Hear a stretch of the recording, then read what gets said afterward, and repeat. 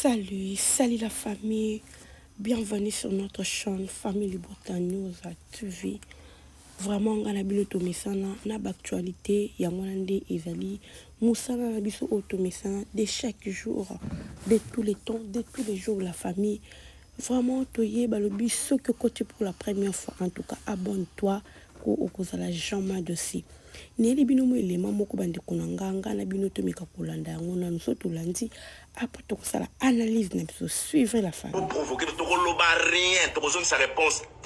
Si vous êtes les meilleurs, soyez les meilleurs. Ceux qui vous pas riches, soyez les riches. Nous on est là comme on est. Avec notre public, ça s'arrête là. Voilà la famille, ngana bino to se retrouver encore. Kakandi na lobaki na kochela bino mo elema après elema wana to koyeba il s'agit de quoi ezanini kakande bozomona devant écran na biso bozomona Bellevue Kandi la patronne en Poutine de l'écriture maman comment bomoni vraiment na notre tonton Dacosta balobi les chouchous de famille Libota Dacosta mo qui n'a vraiment bazala ki na bandeko nanga alors la famille poste oyo topé maloba oyo boyoki awa eza poste oyo Dacosta a posté qui vraiment a posté qui on a TikTok bandeko nanga a checky et puis boyoki maloba wana ebimaki kuna alors intéressé kinga par rapport ya nyonso oyo ezoleka sur les réseaux sociaux concernant Bellevue Kandi la patronne concernant payer moko Dacosta concernant en Davina apa o lelo azo beta fort Davina vraiment a frappé bandeko nanga yango intéressé kinga par rapport ya koya koloba na musala o Bellevue Kandi azali ko sala na musala o Poutine azali ko pesa biso to moni vraiment couple croisé o Bellevue a pesi biso yango Dacosta aye ko talisa biso bo finga biso bo loba bo sala nyoso bo ko sala biso se musala donc directement Dacosta alinga loba nini alinga loba Bellevue ko finga ko sala nyoso en tout cas musala nde eloba na place yama loba musala nde eloba to kipe bino te to tala mafinga na bino te parce que mafinga na bino peut-être elukande pesa biso ba faiblesse na musala na biso mais biso to kotala wana te to zotala nde public na biso o ezotala biso bandeko na ngai wana maloba oyo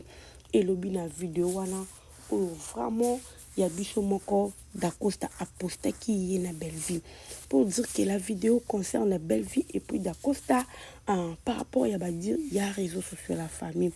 yango na ya ki pe kotal sa biso famille Libota en tout cas vraiment Bellevue toyebi aza mutu oyo aza critiqué Bellevue aza mutu azo fingama mutu vraiment oyo lelo batu nyonso oyo bacheli maboko bacheli mituna bango pona ko critiquer Bellevue na ba façon nyonso oyo lelo peut-être bango moko na ngambo na bango lelo bakomi komona ke ya bango nde mutu aza oyo batu nyonso bayiniye bazomona ke lokola injustice moko bo eza na ngambu na bango na koyina sila c'est archi faux eza bongo te moto ayinami na réseaux sociaux lokola Bellevue azalité c'est parce que lelo ba vérité bimi les gens ont compris nani aza mabe yango no moni lelo yo to se retrouver bisika to se retrouver alors Bellevue azo côté toujours ko sa musane la famille Kandi na zoloba Bellevue to moni ba tebele o ba confirmer histoire à Bellevue que aza Poutine ya solo Bellevue azo koma tout le monde directement tout aussi sa couple croisé ou avec qui filme moko kitoko bandeko nanga avec beaucoup ya ba leçon na kati ya film où ils ont concerné vraiment mabala ya lelo où ils ont concerné ba couple vraiment merci à toi Bellevue Kandi la patronne à notre Poutine pour ces belles histoires où ils ont pesa biso où ils ont édifié biso ils ont pesa biso ba leçon vraiment la communauté na biso congolaise pourquoi pas na libande ya mboka ba ope bazolanda yo ba ope ba yoka mwa lingala ba ope lelo ba tchaka mo ba translate na ba téléphone na bango au moins bazo comprendre histoire vraiment ezo sala bien la famille en tout cas nzambe apambola Bellevue lelo to moni lisusu lelo Bellevue akomele biso assumer bandeko nanga qui va assumer na kati ya film o bandeko nanga tozala toujours là branché simate commenter non bouger na kati ya Bellevue TV ou azopesa biso musala na azo sala musala na kitoko comme il faut comme il se doit en tout cas na part na biso famille libota na part na biso bato tolingaka belle vie eloko vraiment ezosenga na biso eza kaka to continuer toujours ko consommer ba film na biso to continuer toujours ko tala to pesa belle vie maboko to zala vraiment to geder kande balobaka na anglais to pesa vraiment beaucoup et kozala bien na lolingi papa da tanto da ko sandinga lobi vraiment musalande ele kamaloba na ebele la famille na loba ngo er nyonso lelo yo musala ya belle vie yango esali ke lelo belle vie azala critiquer tu vois parce que belle vie azosala musala oyo eza na mutu moko te oyo akoka na belle vie na okoma belle vie eza na bato ebele baya mibali bamodero bafioti ngoma oyo lelo bakomaka mpe bana mibali mais bandima belle vie na monde ya cinéma tu vois alors aza mutu moko tellement que les gens bayebi ke na monde ya kokoma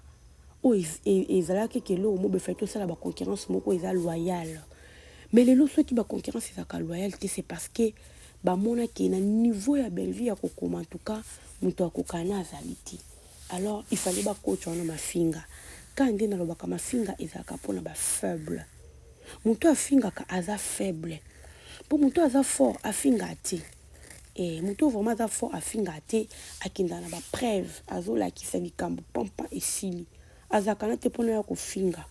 moto akofinga azalaka ka faible elo mo besui esali epasi abi na finga pour ke moto ane esukise motema aya korépondre nga mpo nga na sentir à l'aise tu vois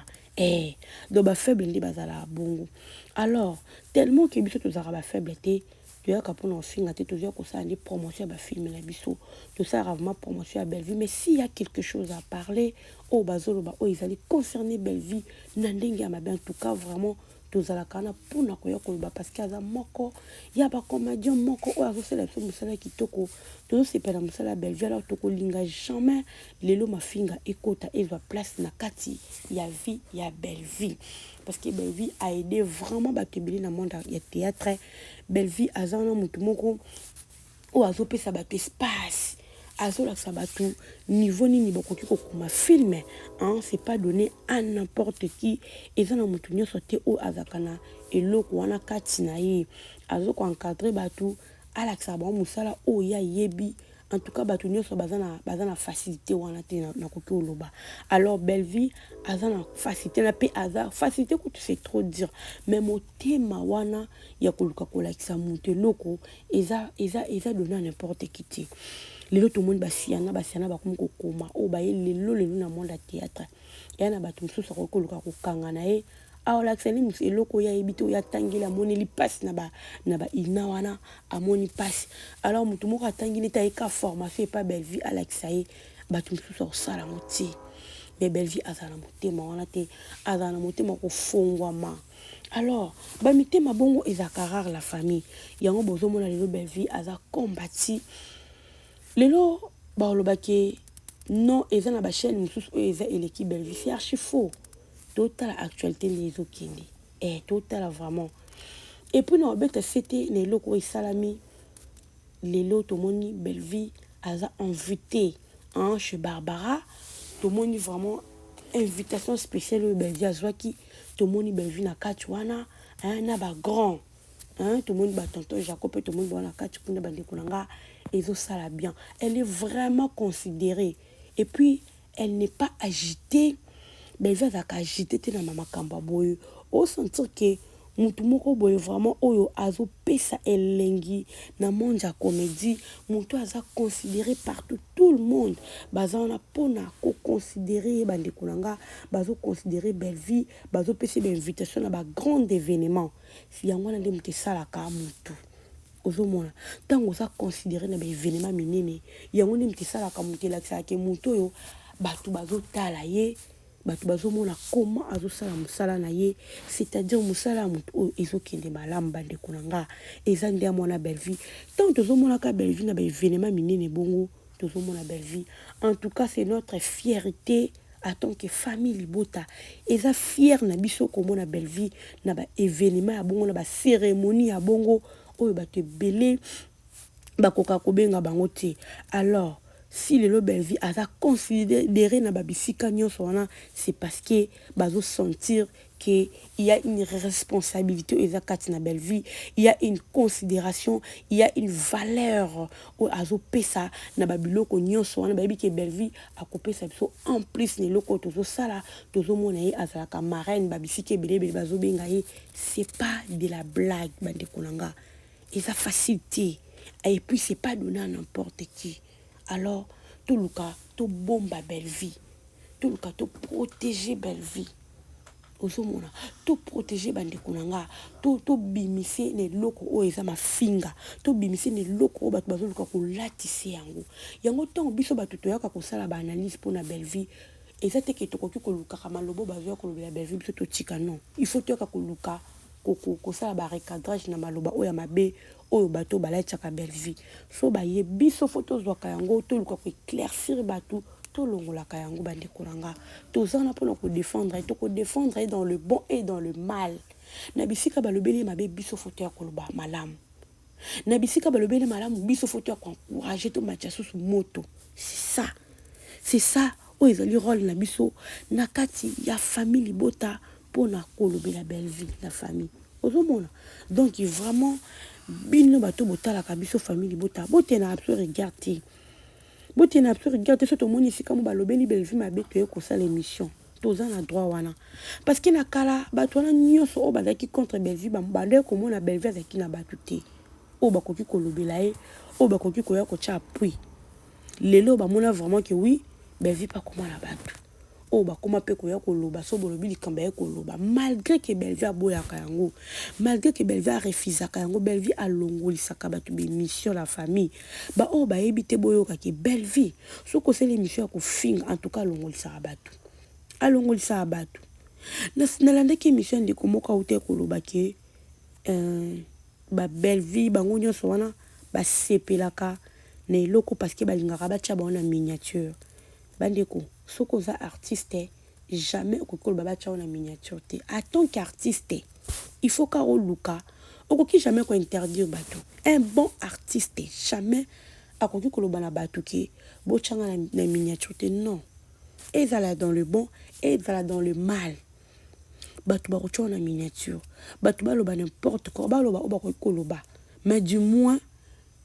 bato nyonso ba oleka na télévision bazo mona pe bisika mabe ezozala pe malamu ezozala. Ozomona artiste aza mutu moko fo balobela yo bakolobelo mabe bakolobela pe malamu. Tango yo za artiste yo moko ozomilo bakena lingi komona kombo na te tozomona bato lelo balingi bakombo bango ebima te, c'est que oza déjà faux mutu po mutu aza muta malamu o boya no te kombo no e bachango na miniature to pe photo na yo poza artiste ko cha photo no yango ndiza koyebana na oti. Et tout balobela même dans le mauvais ndé balobela belle vie. Et ça kaka actualité